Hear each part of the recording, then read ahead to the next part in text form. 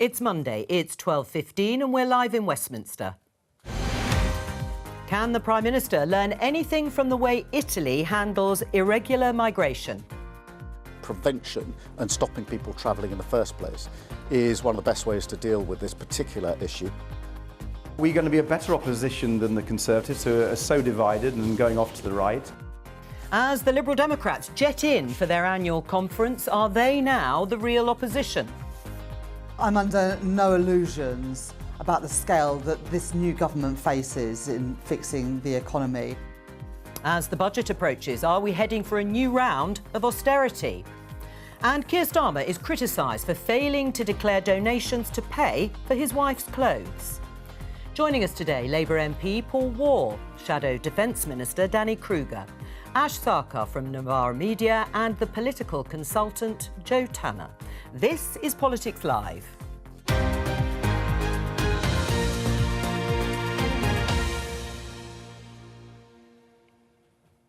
Yes, let's start with the last story in the headlines by showing you this front page in the Daily Mail.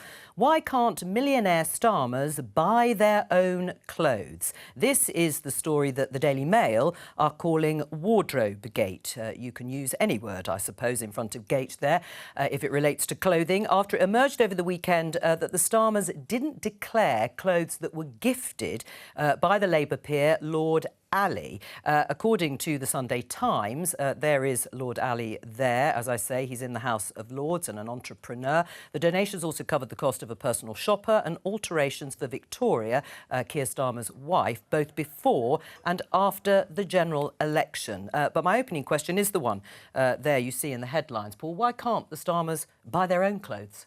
Well, it's worth saying Keir Starmer's wife works for the NHS. She's not a millionairess. She's not someone of sort of grand origins. And she needed a bit of extra help in this very unusual role of being the PM's spouse. But the key thing here is the one about transparency, which is there's no sort of smoking gun of sort of an abuse of public office here, or in terms of donations too. What's happened is the Prime Minister was being extra scrupulous in going back and looking at the records. What did we need to declare, and have we declared everything we needed to? It's not as if a newspaper suddenly exposed this as being a new dress that hadn't been declared. It was the PM himself that did it, and the only expose was the fact that he declared it. Right, it was a late declaration. I mean, they certainly did approach the parliamentary authorities, but the initial and original question, why can't they buy their own clothes? Yes, you've made the point about Victoria Starmer working in the NHS, but they can afford to buy their own clothes. Look, everyone can afford to buy their own clothes. I mean, I'm not a former fashion correspondent, I'm a former political correspondent, so don't get me on the detail of the dresses. But she obviously felt she needed some extra help. And, you know, it's not as if this is like the Tories accepting £5 million from Frank Hester, who said some racist and dangerous things about Diane Abbott, or like Rishi Sunak spending £40 million of taxpayers' money on a vanity helicopter just to avoid the general public. Right. So we're not in the same league here as all those other things that happened in the past. Well, Danny. Well, I think Paul mentioned he was a former journalist. I mean, I'm sure that you had a good old go at Boris Johnson when there was all the story about his wallpaper. It is right that journalists and the media and politicians pay attention to this. To me, the question is not so much whether Lady Starmer declared her gifts on time, it's what Lord Ali got in exchange for it. The point is, he had a pass to Downing Street, this Labour donor hosting other donors at the heart of government. He had a pass to that building, access all areas. He clearly is not a public servant. He's clearly not there in the interests of the British people. He's there in the interests of the Labour Party and of the Prime Minister and his wife. So I think there is a genuine question to ask about why Lord Ali was given a pass, what he was doing it in exchange for. And I do think it's pretty rich for Labour to have criticised the Conservatives so much over these questions of expenses. And it's a legitimate thing to raise, but now to suggest that there's nothing to see here and that it's all perfectly OK, it's total hypocrisy. Should Lord Ali have got a pass to Downing Street? It seems perfectly legitimate, and it's been done in the past with repeated changes of government. When you go from opposition to government, I was told that what he was effectively doing was that transition, and it was a very limited period. He had no interest and no role in decision-making within government. It's worth saying that. That would never have happened under Keir Starmer. The whole point of Keir Starmer is he is raising the bar in terms of probity in public life. So this was just a transitory arrangement for someone who was helping him in the office in a very limited time. And there was no relationship to any gifts given to his wife. You're looking sceptical, Ash. There's no such thing as a free lunch. And if what you expect me to believe is that Lord Ali was just from the goodness of his own heart, helping her out with some wardrobe issues, and that's all there was to it, I mean, really, like, do you have a bridge you'd like to sell me as well? I just think it's ridiculous. When it was in return for it, well, just show me. It's That the thing about influence. That's the question. The thing about influence and having the ear of a powerful politician is that you can't always measure these things. But that's why donors do this kind of thing. And I think that there is a particular problem with Keir Starmer here, because on the one hand, when he was in opposition, him and Angela Rayner went gangbusters. When Boris Johnson had a Tory donor pay for some expensive wallpaper, they said, well, you earn all this money, you can buy your own wallpaper. And we all went, yeah, that's a fair point. Now, when we're saying, well, you earn all this money, can't you buy your wife a dress? It's like, oh, well, no, Lady Starmer, she works in the NHS. It's beyond belief. And like I said, problem with Keir Starmer, he has accepted more freebies as leader of the opposition than every other Labour leader combined since 1997, right? So if he's doing worse than Tony Blair, Gordon Brown, Ed Miliband and Jeremy Corbyn on that measure, they could go without all those freebies. Why can't he? Where are you, Jo, on this issue? Is it a storm in a teacup? To use a different metaphor, because I couldn't think of one with clothes in that moment. Is it a storm in a teacup, or are there the legitimate questions that you've heard both from Danny and Ash, particularly on the sort of hypocrisy charge? I think first of all, we should cut them a bit of slack. It's a cock-up. The declaration stuff is a cock-up. And I'm sure, quite frankly, that as clothes were given during the election campaign, suddenly it's like, oh, I might wear that dress again. I'm now the Prime Minister's wife. It probably needs to be redeclared in another form or another system because it's different now that you're actually in charge as opposed to during an election campaign. So there is a sort of crossover period that I'm sure has caused a lot of scratching of heads within the team at Number 10. I think the questions about Lord Ali and what he's doing, what he wanted, his role, I think they are legitimate questions to ask. I think it's a very grey area when you have people that have had significant roles around campaigns, historic roles with parties, and then they have a presence in Number 10. I actually think it's quite important for the civil servants to understand as well what these people are or aren't doing. So I think you can't have, on the one hand, as Ash quite rightly says, you can't have this focus so much about what went wrong before and then sort of expect there'd be no scrutiny when actually you'd have sort of fallen foul of the rules. I actually think Number 10 have just missed another opportunity. The First Lady is a massive role. It's a role where actually you could even put out a brief, quite frankly, to say, we've got these engagements coming up. We'd love new designers to design for, you know, the wife of the PM, and that you get to wear them and show them off. They're in all the papers and then they get sent back again. There's loads of stuff you could do to actually sort of make more of that office rather than get stuck into this problem. But we failed miserably to do that at times. Right. I think Sam Cam sort of did it a little bit during Fashion Week, would wear a British designer. And that well, I think Fashion Week is ongoing or about to start. I can't quite remember. Let's move on and just show you this headline in the Times. Starmer seeks lessons from Italy as 8 more Channel migrants die. Yes, Sir Keir Starmer, the Prime Minister, is in Rome. He has been meeting the Prime Minister there. In fact, you can see him being greeted and being hosted by Giorgia Meloni in Rome. And top of the agenda is the issue of migration and how the UK can learn from some of the policies that Italy has undertaken during her premiership. There they are inspecting the troops, as is custom on these official visits. Now, Italy has the highest number of migrant arrivals in the EU, but there has been a dramatic fall in people coming across the water and arriving on Italy's shores. Now, it comes after a deal between the EU to stop arrivals entering Italy, and it's a deal with Tunisia and Libya, North African countries, and a deal that Italy has struck with Albania to process asylum seekers on Albanian soil, but manned by Italian staff. Now, it's different to the Rwanda scheme, which you remember was pursued by the last Conservative government, dropped by the Labour government, in that the UK then wanted to send asylum seekers that arrived here to Rwanda, not just to have their applications processed, but also, if they were successful, they would stay in Rwanda. What is it, Paul, about the Italian scheme that the UK is finding so attractive? Well, I think the Prime Minister said he wants to look at it. It's worth pointing out that dramatic drop in migration to Italy stems largely not from the deal with Albania, because it's not started yet. No. It stems dramatically from the re-engagement with the North African states and going upstream and tackling the problems they've got there and investing in those countries, making sure that people don't want to come over in the first place, but also with, and you'll hear it time and time again, cracking the gangs and smashing the gangs. And the gangs, in the case of Italy, they were the mafia-led gangs, there are other gangs involved, and they've had real success. So it's obvious we should be learning from what they've done. Right. Danny? Well, that's true. Certainly we need to be engaging as much as possible with the, as it were, the sending countries and doing what we can to smash the gangs. And that work began under when we were in government. But fundamentally, you need a deterrence. I mean, Keir Starmer on your clip earlier saying that prevention is the key to this challenge. I'm afraid it's like saying that, you know, with crime, you know, you just need more youth clubs, but we don't need to have prisons.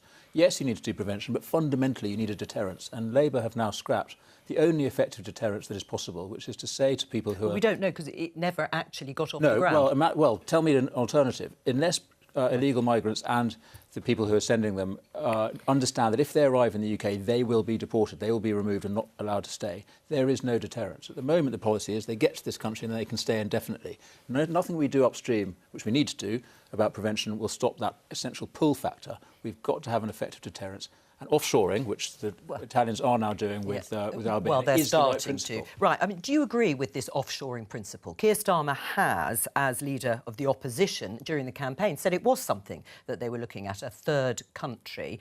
Albania, obviously, not as close to the UK as it is to Italy. Do you think it's a good idea? Well, I think the first thing you can do to take the wind out of the sails of these criminal smuggling gangs is to open up safe and legal routes. One of the things that we've done as a country is we've made it really, really difficult for people to come here through regular means in order to claim asylum, unless you're from one of a handful of countries. So expand safe and legal routes. It means that you can actually monitor who's coming in and assess their claims quickly. So that would be the first thing.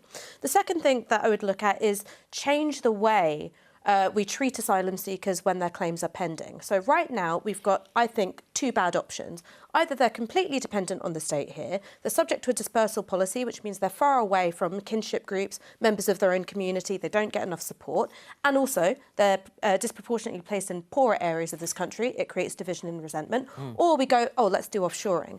I think if we change the basis of how we treat asylum claims, we go, OK, well, we're going to have safe and legal routes, and while your claim's being processed, you will be allowed to work. It means that they're going to be less dependent on the state. So you'd let them come here legally?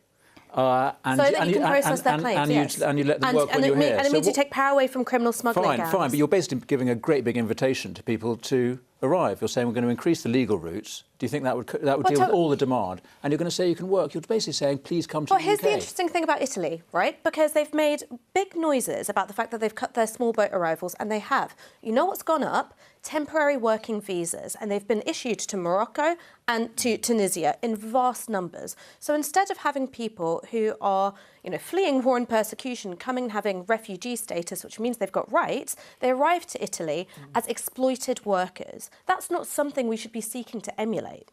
So how many people would you like to receive into the UK? Bearing in mind there are 100 million people who are on the move in the world who qualify for refugee status under the UN definition. Do you think they should all be allowed to come here if we can create a safe and legal route? So what do you do with the people after we've reached the limit? What do you do with the next person? May I answer your question, seeing as you very politely put it to me? I think that we can take more asylum seekers. We just have to change the model of our asylum system. Well, let me put this quote to you, Paul War, from your colleague, parliamentary colleague Kim Johnson, who says, why is a Labour government talking to or trying to learn lessons from what she calls a neo-fascist government of Giorgia Meloni? Look, Prime Minister of the UK, it's inevitable and it's natural for the Prime Minister of the UK to talk to other European partners. Giorgia Meloni is the Prime Minister of Italy. They've had great success in reducing migrant numbers. Why shouldn't we look at that? We do need to look at what works. That doesn't mean we buy into the whole of the Italian right policies when it comes to her own ascent into politics. Obviously, she's got a certain backdrop, which we're not that obviously keen on, but she's the Prime Minister, and just as Donald Trump is the President of the was the President of the United States, may well be, we have to deal with whoever's in power. So Kim Johnson's wrong to call the government of Giorgia Meloni a neo-fascist government? Kim, like me, is a backbencher. We can say whatever we like, but the Prime Minister is the Prime Minister and he has to deal with someone who's a counterpart. Right, I mean, Danny, when you say it won't be a deterrent, Rishi Sunak spent quite a lot of time talking to Giorgia Meloni when he was Prime Minister. Again, there are differences, and the asylum seekers they are planning to send to Albania to be processed will only come from countries where they can return people if those asylum applications fail. Bangladesh, Egypt, Ivory Coast and Tunisia, to name but a few. But what is wrong with that idea rather than the one that you were pursuing? Well, we need both. We definitely need to send people back to the country they come from if we possibly can. I mean, in fact, we had a very successful deal with Albania as well, which has stopped the number of Albanian refugees coming to this country, or asylum seekers. And yes, we should send people where we can, where we have a deal. But those who are either stateless or they come from countries, Syria, for example, where it would be completely wrong to try and return them, we need to send them somewhere safe, where they are needed and where they can be properly processed. And of course, Rwanda is the only place that we've been able to arrange yet. But that is a model that other countries are looking at in Europe and around the world. It is the right system. There are some countries which need people. We don't. I'm afraid we do not have capacity for millions more people coming to this country to work. And so what we need to do is train our own people to fill these jobs.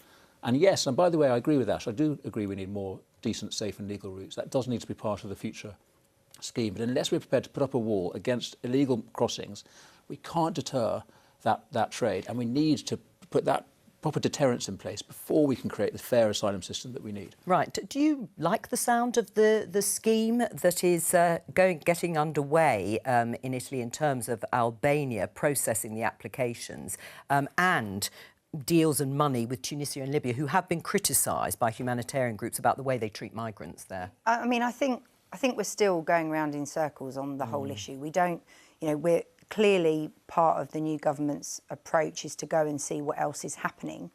And I think to have more conversations, because one of the pledges that they made was about smashing the gangs. And I do personally think that is one of the biggest issues.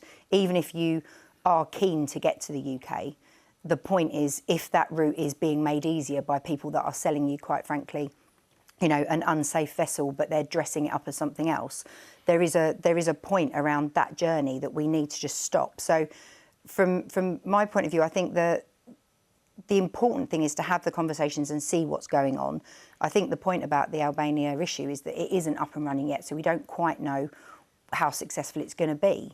There's lots of talk about it, but actually whether it is going to be successful for Italy is still to be seen. Right. And how it would work with what we'd already been talking about doing with them is also another issue. Should more money be spent in France and sending British officials there in order to shore up, excuse the pun, the sorts of work that is going on by the French to stop those boats actually taking off? Well, the last government did give the French government a fair bit of money. Should there be more? And we didn't see a lot in return, did we? I think the key point about this is the whole point of today is yet another example of Keir Starmer trying to reset relations with the rest of Europe and make sure that we're working with them in cooperation. There was that lack of cooperation in the past that just didn't materialise, whether it was Europol, tracking all where these boats coming across Europe. Don't forget, just since we've been in power, we've actually tracked these boats that have come from Bulgaria. We've had real success in making sure that they weren't coming across the channel. So it's about cooperation at the end of the day. A lot of this is pragmatism. A lot of it is common sense. Do you accept, Ash, that it does look as if other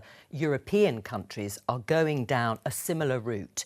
Not to Rwanda necessarily, although I think some have looked at and are looking at a scheme like that, but offshore processing. Yeah, absolutely. And I think that Australia was the first country to really pioneer offshore processing, and lots of European countries, and I think the UK as well, have tried to model aspects of Australia's immigration policy. I think there are dangers with doing that, though. In terms of the offshore detention centres around Australia, you've seen human rights abuses. Similarly, you had a report released just a couple of weeks ago by the European Council on Refugees and Exiles finding that within Italy's immigration detention system, you had minors being detained when they shouldn't, and you've seen people denied their human rights while inside the detention system. What my suggestion is this, is that yes, you can definitely see an anti-asylum direction across Europe in terms of the way immigration policy is going. You can see that. The problem is is that the systems which emerge around that sometimes are really, really expensive and often don't even solve the problem in the first place. And it's because you're unable to say the obvious, which is with safe and legal routes, you don't have a smuggling industry anymore. You just don't. Right, well, let's talk to Wendy Chamberlain, because the Liberal Democrat annual party conference is underway in sunny Brighton. Hello to you, Wendy, who is the Lib Dems chief whip. Nice to see you there. I hope you're enjoying the conference so far. I don't know if you've been able to listen to some of the discussion that we have been having on Keir Starmer's visit to Italy to learn lessons or not from Giorgia Meloni's policy of processing centres and offshoring application processes for asylum seekers. Would you support that? I think the first thing I would say is I don't know how many visits Keir Starmer has had to Europe since he was elected. So I think from that perspective, the Liberal Democrats would very much welcome that change of direction from the incoming government. But look, just to sort of agree with what was said there latterly, that the Liberal Democrat position remains that safe and legal routes are actually the answer to dealing with the tragedies that we are seeing in the Channel and people coming across. Right. Now, quite clearly, if you look at Albania, the agreement with Albania, you've seen a reduction. But I was just in Albania last week for a summit in relation to women's rights in Afghanistan, and we know that the highest proportion of people that are coming across in small boats are from Afghanistan, and that's partly because of the commitment that the UK government made to people coming from there as a result of the fall in Kabul and So, Wendy, the rise of the Taliban. how many more safe and legal routes would the Liberal Democrats have in place? Well, I think it's about the fact that there's a lack of existing safe and legal routes in the first place. I think it's a welcome move from the government that they do seem to be actually focusing on processing rather than wasting money on expensive schemes such as Rwanda. But it's quite clear that there is more to be done. I think where the cross-party consensus is that nobody wants to see anybody coming across in small boats, but you have to properly process people that are coming to claim asylum so that they can either be returned to the country that they've come from or indeed can actually live, work and contribute to the UK. You've mentioned returns. Are you in favour of a new returns agreement with EU countries for asylum seekers landing in the first safe country and having their application processed there? I think we properly have to recognise why people are looking to come to the UK, often because it's in relation to family that they already have here. So I think what I would say is I think every party recognises that this is an issue, but the Liberal Democrats are quite clear that there needs to be more work done on safe and legal routes in order to deal with this issue. All right, well, you've been talking about health this morning. The party's deputy leader, Daisy Cooper, has been on stage. She's speaking as the health spokesperson. Let's have a listen to what she had to say. The NHS was a Liberal idea, driven forward by Labour. Designed by Beveridge, delivered by Bevan. So Wes, if you're listening, take up our ideas or put forward your own. And if we support them, we'll back them. But if we do not see the right level of ambition or urgency, we will hold your feet to the fire. Daisy Cooper there. Wendy, one of the main proposals has been to provide free personal care in England. How many people would be eligible for this? Well, what I would say in relation to the free personal care is I'm a Scottish MP. We've had free personal care in Scotland for a number of years that was delivered by the Liberal and Labour administration. I'm not able to give an exact number here, but we did have that fully costed within our manifesto. And I think given the fact that we have seen the Darcy report this week, which has really not had as much in social care as the Liberal Democrats would like to have seen, we're pretty clear. If you do not sort out the issue with social care, if you do not tackle the issues, you will not be able to tackle the profound issues that we have within our NHS. Right, but this is to do with personal care in terms of, not the whole issue of social care. But on that, you say it's fully... Jo, but people get personal care in their homes, potentially they can stay in their homes for longer as opposed to being admitted to hospital. But you've raised the issue of it being fully costed. But actually, that's been contradicted by the Health Foundation, that it says it will cost several £billion more than the Liberal Democrats' £2.7 billion a year.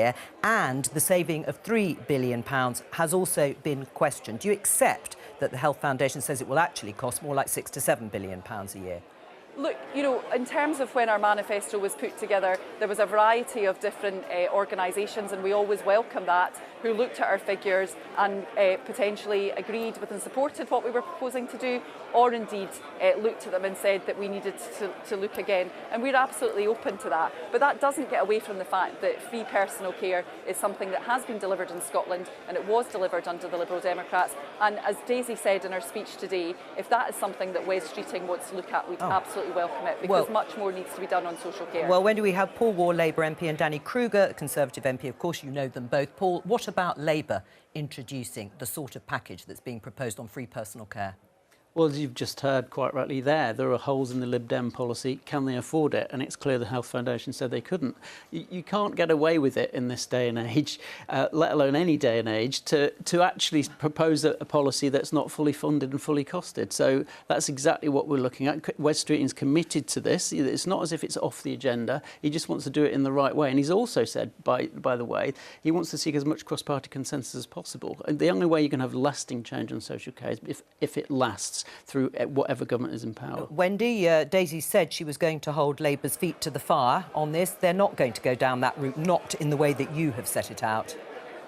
Well, what I would say, I suppose, in response to Paul is potentially the Labour manifesto had very little within it in relation to social care. We were the only party that had a separate chapter on care in our manifesto. Look, we can talk about what the different amounts of money might be, but my answer back to Labour is that you will not drive a growing and thriving economy that the government says it wants to do unless you tackle issues in the NHS so that you get people back into work contributing to that economy. Paul?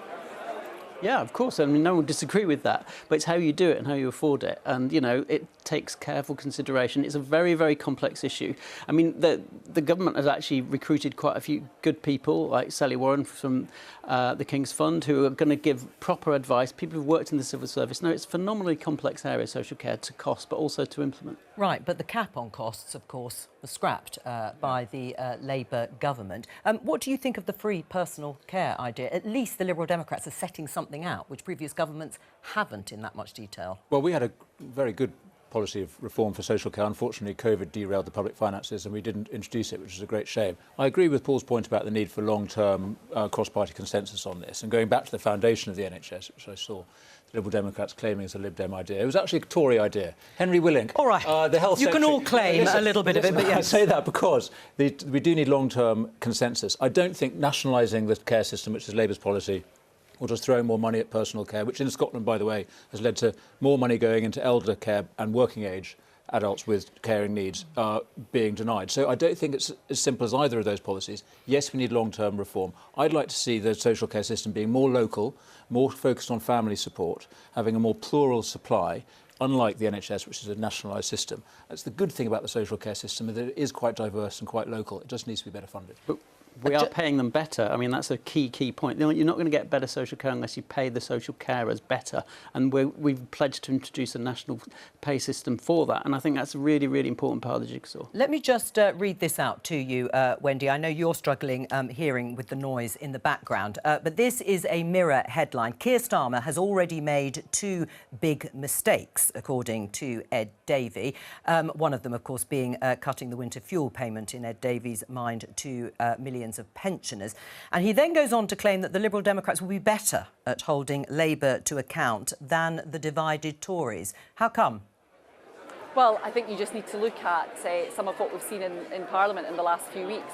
We had the final stages the Railway Nationalisation Bill, where there was 2 Conservative frontbenchers and absolutely nobody sitting in the back benches while the first piece of legislation went through the Commons. We're back continuing with the Conservative psychodrama that clearly voters turned away from at the general election. We've got the biggest third party in Parliament's history. We've got the biggest number of Liberals in over 100 years. And I would say that Wes Streeting has already referenced, for example, his 72 pen pals. Those new MPs are working incredibly hard already on the local issues that constituents told them that they care about. Well, let's put that to Danny. They're the real opposition, Danny. Well, I mean, it's fair to point out we're still suffering the aftermath of our own psychodrama, and we're healing that in the course of a very, well-mannered and actually quite interesting leadership election at the moment. But it's true to say, we don't have the next leader is not yet chosen. So, and we need to take the fight to Labour throughout. We are doing that, and actually this week it was good to see the Lib Dems joining us in opposing Labour's policy on the winter fuel policy. Yeah, are they the bigger threat, or is reform? Not. Well, actually both, and I'm afraid to say voters deserted us to both parties, largely for the same reason, is that we weren't delivering. So we've got to cope with both threats. My problem with Lib Dems as an opposition is that they're not one. They basically agree with Labour. Their overall analysis is right. We've just heard it. They just want to throw more money at an unreformed public sector. They'll support all the tax rises that Labour are going to bring in. They're not going to reform welfare. They're not going to invest in defence. So all the things that Labour want to do, you'll get the Lib Dems supporting them. The Conservatives need to organise ourselves and oppose this terrible government properly, which is, what we're trying to do now. But once we get a new leader, Robert Jenrick, then we'll get. That's who you're backing. Yeah. Obviously, no big secret. Jo, what do you make of that? I mean, the idea the Liberal Democrats are painting themselves as the real opposition, fewer MPs, but a record number of MPs. And who is the biggest threat to the Conservatives? I think there's a couple of things to think about here. Number one is it's the Lib Dems conference this week. They are putting forward a bold idea. It's getting people talking, which is more than the Conservatives have done, given that they're having their own internal battles at the moment. So I think it's good to see that the Lib Dem conference is actually generating some headlines and generating discussion, because actually for many years it hasn't managed to do that. I think in terms of what's going on in Parliament, and actually I think to the public and what they're seeing, is there is an inconsistency. There is this problem now with this elongated sort of process that the Tories have got. Mean that there is there is a problem around who is the official opposition. And actually, if you are looking at debates going on, even just the general practicalities of what's going on in the House and the numbers not being there of people not turning up for debates, it looks really poor. Suddenly to come in after a leadership election and say, we are the ones to do it again, it's not a great look. So I think there is a sense of plenty on the Tory benches, no offence Danny, should probably up their game a bit and remember what they're there to do and try and step up a bit more. We're going to have a joke with the budget because, what's going to happen around who's responding to Keir Starmer and Rachel Reeves for the budget debate, where you're basically going to have the leader sort of replaced just after. It's not great. Well, just before I go to Roger, what do you think of that? Well, I think there is value in saying we should bring the end of this contest forward a few days to let the new leader respond. But frankly, whether it's Rishi or the new leader, the opposition is clear, and actually Conservatives are completely united about the problem with this budget. The fact that Labour... The fact is Labour delivering it. No, the fact that they absolutely didn't tell the public what they were going to do. Well, we're going to come on to that in just a moment, but yes, carry on that So thought. I think we will be able to mount a very coherent opposition. But I mean, I take the point. I don't think there's any point in denying this. At the moment, the Conservatives are distracted with the leadership election. Let's just acknowledge that. But we've got 4 or 5 years till the next election. We've got to do it right. And actually, the debate that we're having, I think, is a very fruitful one that I hope will lead to a united party. But the pensioners that have just... We just led a very successful Opposition Day debate, but we're completely outnumbered by these guys. Exactly. But they're good. But they're still the tables have turned. Yeah. So we are absolutely taking. But everything that's being passed in the meantime, it's not enough to just say we're being distracted. There are things that are happening that will have a long-term effect. Did you see what happened on Wednesday? We were absolutely taking it to Labour on our Opposition Day debate. So there was the opposition is very clear on these big topics. But I take the point at the moment people don't know who the leader of the opposition is. Just before I let you go, Wendy, from Ash, do you think it will be the Liberal Democrats who will hold Labour's feet to the fire, or, as Danny is trying to demonstrate here, the Conservatives? I mean, look, right now it kind of seems like, every leading Conservative is turned inwards. I don't think they're saying much to the public. And, many of your leading lights, they may as well be in witness protection. I've not really seen anything they've been doing publicly because they're so concerned with shoring up their faction and their base within the party. In terms of how to take the fight to Labour obviously have an overwhelming majority in the Commons. They can pretty much pass any bit of legislation they want. When it comes to popularity in the polls and when it comes to the fact that this huge majority wasn't based on this, massive victory in terms of the popular vote, that puts them in a vulnerable position. One reason why I think that the Conservatives are likely to make a mistake is that there are lots of voters to be had who are economically left-wing and socially right-wing. Now, I'm economically left-wing and socially left-wing, right? Which means that there's 5 people who agree with me. But there's an awful lot of people who tilt in the other direction. You're competing with Labour and Reform and the Lib Dems for votes. And what my suspicion is that the nature of Conservative Party arguments is that you're pitching to the party and you're pitching to a membership who aren't representative of that massive body of voters out there. If you did go economically left-wing, socially right-wing, I imagine Labour would be quite scared of it. But I imagine you're just going to do... But also the criticism of economically Nigel right-wing Farage and his outside earnings, when actually the Tories aren't then turning up to do the job in Parliament that they should be doing, is also then becomes difficult if you want to really hammer them in a couple of years' time about that. Right, hold those thoughts for just a moment before we let Wendy go. Wendy, what will be the next issue that you are going to tackle Labour on? Well, it's quite clear that NHS, as you heard from Daisy today, and indeed from Ed in recent days, will continue to be a key focus for us, as in social care. But, you know, the key things that we campaigned on, such as sewage in our rivers and ensuring that the government start to deliver on some of the promises they made in the run-up to the election. But I have to say, reflecting on what Danny said when he was talking about the different things that he says the new government aren't going to do, it does beg the question of why the Conservatives didn't do that in the previous 9 years. Wendy Chamberlain there down in Brighton, and I'll be joining you down in Brighton tomorrow, Wendy. We've got two programmes, Politics Live as usual at 12:15 to 1 o'clock, and then we will have live and uninterrupted coverage of Sir Ed Davies' speech as his leader addresses the party conference, and that'll be from 2:15 to 3:45. Just enough time to grab a sandwich and a cuppa before you join me again with our guest for the afternoon. Now, let's go back to the Conservative leadership contest. Yes, you have revealed again that you are backing Robert Jenrick. Let me just show you this headline. Of course, you will have read the article. The Times, the Tories failed to deliver on their promises, says Robert Jenrick. But he also went on to say that the Conservatives contributed to our national decline. What does he mean? Well, listen, it's a very painful thing to admit, and I think there is lots that we could be proud about, but I won't take your time up boasting about the improvements in education and welfare and so on. Well, we're grateful for that. But just logging them, though.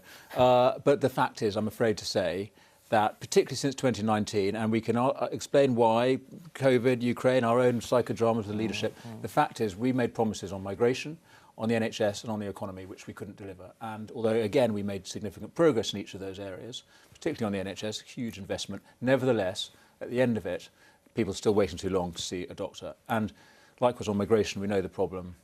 And the economy, although, again, significant improvements latterly, you know, there are serious problems with the economy. So I think, I mean, you asked about whether reform or the Lib Dems are a threat. They're both a threat for the same reason. People abandoned us because they felt that we didn't deliver. And I just think the task of restoring our trust from the public begins with us being honest about that and not blaming any individual ministers. You're not? That is the fact. No, I'm not, because I think they all did the best they could. And by the way, if Labour had been in power, things would have been so much worse, considering what they were recommending. So why do you think Robert Jenrick's got the answers then? If you feel everyone was sort of complicit. Well, he wasn't. So that's one of the reasons I back him. By the way, he left government.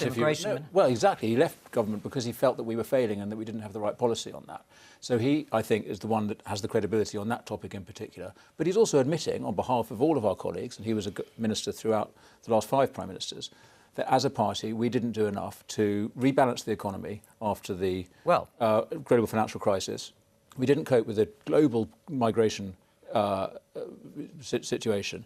And nor did we reform the NHS sufficiently. I think we've got to admit all of those things. And then we are the ones, I think, unlike the other parties, who actually genuinely can put forward alternatives in those areas which are credible and real. Because I'm afraid Labour are just going to make them all worse. Right. Well, on the subject, not of Labour making them worse, but on the economy, let me just show you this headline, BBC News, national debt forecast to treble over the next 50 years. Yes, we have the budget coming up on October the 30th. UK national debt, government debt, is currently at almost 100% of GDP, the size of the UK's economy. But the OBR, the Office for Budget Responsibility, last week warned that national debt is expected to balloon to 274% of GDP in 2071, so quite a few years off, with risks from war, disease, cyber conflict and trade tensions pushing that to that high level. It says without extra tax revenues or a return to post-war productivity levels, the public finances were not sustainable over the long term and something has got to give. What's going to give, Paul?